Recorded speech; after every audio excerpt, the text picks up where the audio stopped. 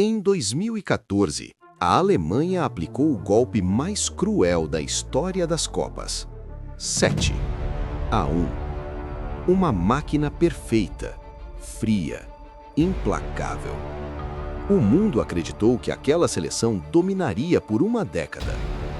Mas 4 anos depois, ela caiu na fase de grupos. E caiu de novo. A mesma Alemanha que ensinou o mundo a vencer, agora luta para lembrar quem é. Então a pergunta não é sobre títulos, é sobre identidade. Como a maior potência do futebol moderno saiu do auge absoluto para uma crise histórica. Hoje você vai entender quando a máquina começou a quebrar e por que, talvez, o próximo milagre já esteja sendo preparado. A Alemanha ainda carregava o peso da Segunda Guerra Mundial. O país estava dividido, humilhado, desconfiado. E no futebol, ninguém acreditava. Do outro lado estava a Hungria, invicta há 4 anos.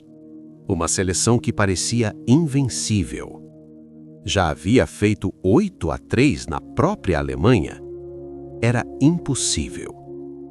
Mas ali estava Fritz Walter, um sobrevivente da guerra, um líder silencioso. No gol, Toni Turek, chamado de Deus pelo narrador alemão naquela final. E no ataque, Helmut Hahn. Campo encharcado, chuteiras com travas trocáveis da Adidas. 3-2. O mundo não viu apenas um título, viu o nascimento de uma nova Alemanha. Nos anos 70, a Alemanha deixou de ser apenas resiliente, virou dominante. O símbolo disso tinha nome: Franz Beckenbauer. Elegância, inteligência, frieza. Ao lado dele, Gerd Müller, o assassino da área. Sepp Maier, reflexos sobre-humanos. Paul Breitner, talento e rebeldia. Alemanha Ocidental contra a Alemanha Oriental. Guerra Fria dentro do campo. A Alemanha Oriental venceu o jogo, mas a Alemanha Ocidental venceu o mundo. O Muro de Berlim estava prestes a cair, e a Alemanha chegava à final, contra a Argentina. Revanche de 1986. No comando em campo, Lothar Matthäus. O gol decisivo veio dos pés de Andreas Brehme. 1-0. Tri-mundial. E então, Beckenbauer declarou: a Alemanha unificada será imbatível. Mas o futebol não respeita profecias. Após o fracasso da Euro 2000, a Alemanha decidiu mudar tudo. Formação de base reformulada, mentalidade técnica, nova geração multicultural. E então, Mineirão. O mundo parou. Miroslav Klose se tornava o maior artilheiro das Copas. Toni Kroos destruía o Brasil em 6 minutos. Thomas Müller aparecia onde ninguém via espaço. Manuel Neuer jogava como zagueiro. Bastian Schweinsteiger sangrava na final. Philipp Lahm comandava com perfeição.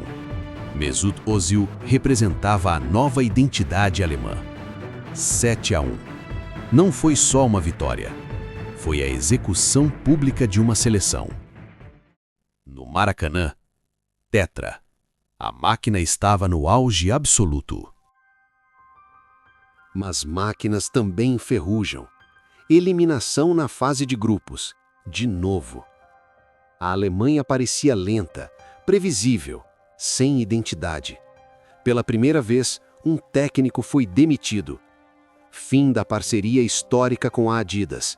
Uma ruptura simbólica. O país que ensinou o mundo a vencer não sabia mais como reagir. Agora tudo recai sobre 2 nomes. Florian Wirtz, Jamal Musiala. Talento puro. Criatividade. Ao lado da liderança de Ilkay Gundogan. Mas talento nunca faltou à Alemanha. O que falta agora é alma. A Alemanha já renasceu das cinzas, já dominou o mundo, já humilhou gigantes, mas agora precisa provar que ainda sabe se reinventar. Porque a história alemã nunca foi sobre talento, foi sobre reconstrução. E talvez o próximo milagre esteja sendo preparado. Mas a pergunta é inevitável. A máquina vai voltar a funcionar ou estamos assistindo ao fim de uma era? A Alemanha nunca foi apenas uma seleção. Foi ruína que virou orgulho, foi disciplina que virou domínio, foi perfeição que virou arrogância. E agora é dúvida. Uma nação que renasceu das cinzas em 1954, dominou o mundo com o Kaiser, executou gigantes com frieza cirúrgica em 2014. E depois descobriu que até máquinas podem quebrar.